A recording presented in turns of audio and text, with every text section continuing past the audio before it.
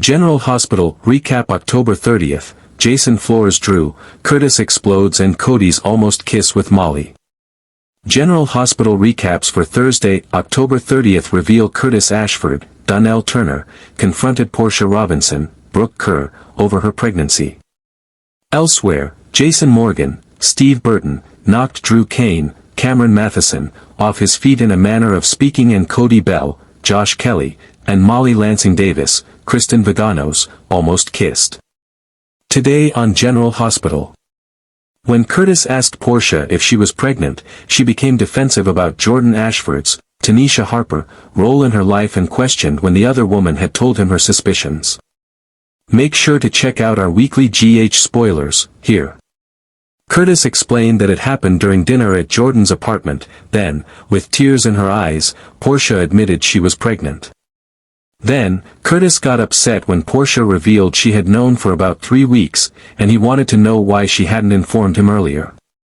He felt relieved that Portia never thought about terminating the pregnancy but shouted that she couldn't exclude him since he was the father. Portia explained why she delayed telling him. She blamed the higher risk of miscarriage at her age and wanted to keep the news from Trina Robinson, Tabiana Ali, until she was further along. Portia didn't believe her pregnancy was a reason to stay together. That way their daughter wouldn't get her hopes up, should Portia lose the baby. Curtis agreed to wait before telling Trina but questioned if it was wise to continue with their divorce now that Portia was having a baby. Portia pointed out that Curtis spending time with Jordan suggested he wasn't interested in her or their marriage. In response, Curtis insisted that Jordan wouldn't affect their child because he was determined to be involved in raising this baby, unlike with Trina. However, Portia didn't believe the baby was a reason to get back together, as the issues that led to their divorce were still present. Justine met with Jordan. Justine Turner, Nazneen contractor, met Jordan at the Metro Court to discuss what the former police commissioner learned about Sonny Corinthos, Maurice Bernard, during her time at the PCPD. Jordan said she couldn't build a case against Sonny because he was smart and had powerful friends, including Mayor Laura Collins, Jeannie Francis. Justine asked if Laura was protecting him. Jordan thought that since Sonny was a philanthropist in Port Charles, many influential people liked him. Justine pointed out that Sonny's overconfidence in being liked could be his downfall. Jordan agreed that the best way to take Sonny down was if he made a mistake or incriminated himself. She then recounted how Dante Falconeri, Dominic Zamprogna, was undercover in Sonny's organization and almost died when his cover was blown, only surviving because it was revealed that Dante was Sonny's son. Laura and Sonny were also at the Metro Court. Across the room at the restaurant, Laura met Sonny and told him about walking in on Drew at the Quartermaines. He was threatening Danny Morgan, Asher Antonazan, and Rocco Falconeri, Finn Carr. She thought Drew would be busy clearing Willow Tate's, Caitlin McMullen, name, but he acted like he was invincible. Laura believed Drew would soon remember that Michael Corinthos, Rory Gibson, shot him, and Sonny agreed that the congressman would do anything to sabotage the mayor's campaign. In his view, blaming Michael solves 2 problems, Sonny said, looking at Justine, thankful that Drew wasn't prosecuting Willow's case. Sonny then texted Justine to meet him in the hallway. Sonny sent a text to Justine asking her to meet him at the table in the hallway. He expressed regret for crossing the line during their previous discussion about Michael and inquired how he could make amends. Justine asked for one of his homemade pizzas but preferred not to be seen at his place. Sonny promised to find a location to cook for her, but he questioned how he could be sure she would actually come. "You don't," she playfully replied.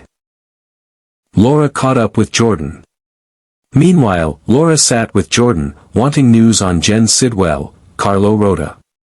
Jordan had nothing to share, partly because her life was a mess with Curtis. When Laura mentioned being with Curtis earlier, Jordan asked if he told her that she thought Portia was pregnant, then quickly apologized. She didn't want to put Laura in a tough spot due to her friendship with him. After Laura reassured her they were friends too, Jordan opened up about her rekindled feelings for Curtis and how he still loved her. But it didn't matter, she said, because if Portia was pregnant, he'd do the right thing for the baby. Jason surprised Britt. At the hospital, Jason surprised Britt Westbourne, Kelly Thibault, who had a tough day at work, by giving her the key to her new car and suggested they celebrate at the Brown Dog. Lulu Spencer, Alexa Havens-Bruning, and Tracy Quartermaine, Jane Elliott, were at the bar, raising a glass to Monica Quartermaine, Leslie Charlson, when Drew and Martin Gray, Michael E. Knight, arrived. When Drew joked with Tracy about her drinking to forget her problems, she shot back that the house was too large for him. Especially since his lawyer and girlfriend, who was in jail for shooting him, were the only ones willing to be near him. Before Martin could intervene, Drew provoked Tracy by saying that taking the house was just the start of her troubles. Drew was especially egregious, reveling in Tracy's misery. Once at the table, Drew reveled in Tracy's misery, while Martin regretted that he didn't expect his niece to help with Tracy's downfall. They left briefly, and changing topics, Drew asked how Martin convinced Ronnie Bard, Erica Slazak, to sell him the house after she initially refused.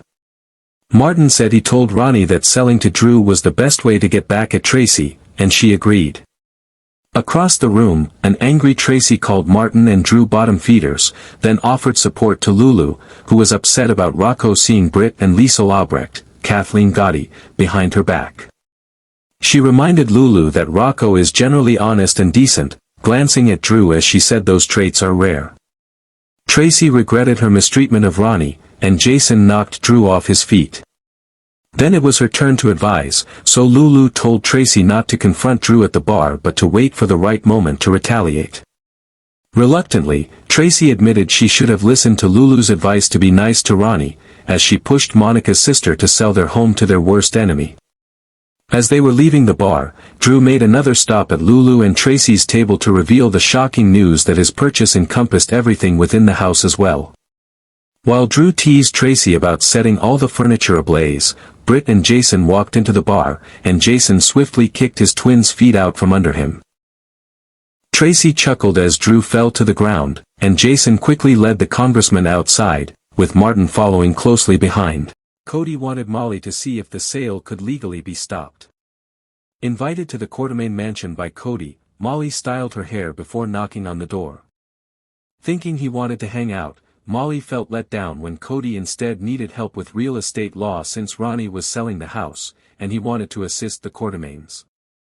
He asked Molly to look into the legality of the sale, but she explained that private home sales are not under the DA office's jurisdiction.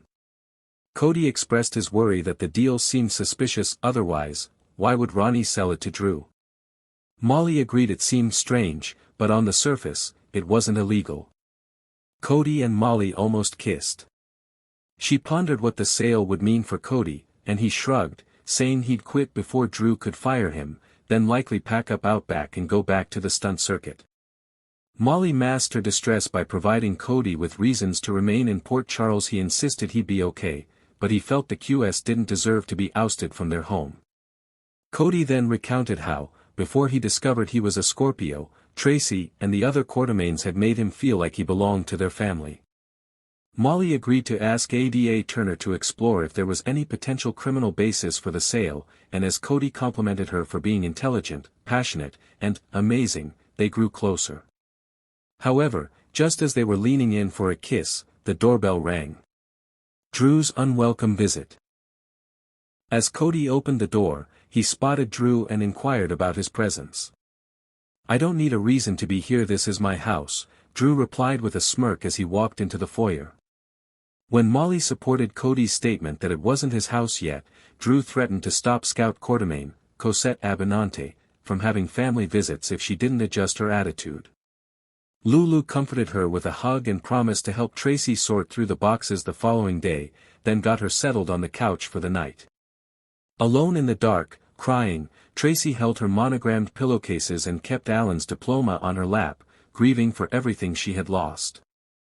However, just a few feet away, unknown to Tracy, a folder containing Monica's Real will was tucked inside one of the boxes.